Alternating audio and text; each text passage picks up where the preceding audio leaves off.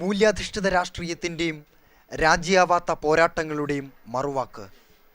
സമവായമെന്നാൽ സ്വയം നഷ്ടപ്പെടലാണെന്ന് തിരിച്ചറിഞ്ഞ പോരാളി. പുഴ മുറിയുമ്പോഴും മാംസദുരയാൽ ഇരകൾ മുറിവേൽക്കുമ്പോഴും വേദനിക്കുന്ന മലയാളത്തിൻ്റെ മനസാക്ഷി. സാമൂഹിക പ്രശ്നങ്ങളിൽ ജനതയുടെ ഹൃദയപക്ഷത്ത് നിന്ന് പോരാടി. സമരങ്ങളുടെ തീവഴിയിലൂടെയുള്ള പ്രയാണമാണ് വി എസിൻ്റെ ജീവിതം. 1923 ഒക്ടോബർ 20 ആലപ്പുഴയിലെ പുന്നപ്രയിലാണ് വേലിക്കകത്ത് ശങ്കരൻ അച്യുതാനന്ദൻ എന്ന വി എസ് അച്യുതാനന്ദൻ ജനിച്ചത്. 4-ാം വയസ്സിൽ അമ്മയും 11-ാം വയസ്സിൽ അച്ഛനും മരിച്ചു. അച്ഛൻ മരിച്ചതോടെ 7-ാം ക്ലാസ്സിൽ പഠനം നിർത്തി.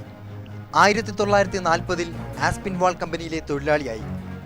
കയർ ഫാക്ടറി വർക്കേഴ്സ് യൂണിയന്റെ സംഘടനാ പ്രവർത്തനങ്ങൾക്ക് നേതൃത്വം വഹിച്ച അദ്ദേഹത്തിന് അക്കാലയളവിൽ കമ്മ്യൂണിസ്റ്റ് പാർട്ടിയിൽ അംഗത്വം ലഭിച്ചു.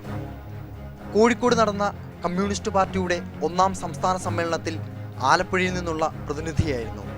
ചെറുകാലി കായൽ വരമ്പത്ത് കർഷക തൊഴിലാളികളെ സംഘടിപ്പിച്ചുകൊണ്ട് കേരളത്തിലെ കർഷക തൊഴിലാളി പ്രസ്ഥാനത്തിന് തുടക്കം കുറിച്ചു. ദിവാൻ സർ CP-യുടെ അമേരിക്കൻ മോഡൽ അറബിക്കടലിൽ എന്ന മുദ്രാവാക്യം മുഴക്കിക്കൊണ്ട് നടത്തിയ ഐതിഹാസികമായ പുന്നപ്ര വയലാർ സമരത്തിന്റെ സംഘാടകനായിരുന്നു. പുന്നപ്രയിലെയും കളർകോട്ടയും വോളണ്ടിയർ ക്യാമ്പുകളുടെ ചുമതലക്കാരനായിരുന്നു വി എസ്. 100 കണക്കിന് സമരസഖാക്കളുടെ മൃതദേഹം ഒരുമിച്ച് മണ്ണെണ്ണയൊഴിച്ച് കത്തിച്ച സംഭവം ഇന്നും ഒരു വേദനയായി തുടരുന്നു എന്ന് വി എസ് ഒരിക്കൽ പറഞ്ഞിട്ടുണ്ട്. പുന്നപ്ര വയലാർ സമരത്തെ തുടർന്ന് പൂഞ്ഞാറിൽ വെച്ച് അദ്ദേഹം അറസ്റ്റിലായി. അന്ന് ക്രൂരമർദ്ദനങ്ങൾക്കാണ് അദ്ദേഹം വിധേയനായത്.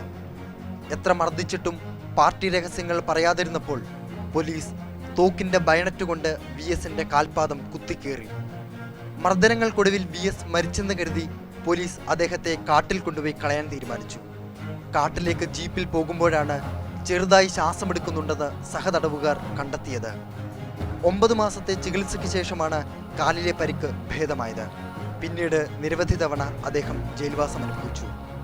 1956 പാർട്ടി സംസ്ഥാന സമിതി രൂപീകരിക്കുമ്പോൾ വി എസ് സെക്രട്ടേറിയറ്റ് അംഗമായി. 1964 പാർട്ടിയിലെ രൂക്ഷമായ ആശയ സമരത്തിനൊടുവിൽ 101 അംഗ ദേശീയ കൗൺസിലിൽ നിന്നിറങ്ങിപ്പോയ 32 പേരിൽ ജീവിച്ചിരിക്കുന്ന ഏക മലയാളിയാണ് വി എസ്. കഴിഞ്ഞ 5 വർഷക്കാലം വി എസ് ജനകീയ പോരാട്ടങ്ങളുടെ നേതൃസ്ഥാനത്തുണ്ടായിരുന്നു. മതികെട്ടാൻ, പൂയ്യംകുട്ടി, സൈലന്റ് വാലി, കോവളം കൊട്ടാരം, പെൺവാണിഭം, ചന്ദനക്കൊള്ള തുടങ്ങിയ പ്രശ്നങ്ങളിലെല്ലാം നീതിയുടെ പക്ഷത്ത് നിന്ന് പോരാടി. ആഗോളവൽക്കരണ സമൂഹത്തിലെ യഥാർത്ഥ ഇടതുപക്ഷ രാഷ്ട്രീയത്തിന്റെ പാഠപുസ്തകമാണ് വി എസ്. അതുകൊണ്ടാണ് പാവങ്ങളുടെ ഈ പടത്തലവൻ ദേശീയ രാഷ്ട്രീയത്തിലെ തന്നെ ഉന്നത ശീർഷനായത്. Political desk.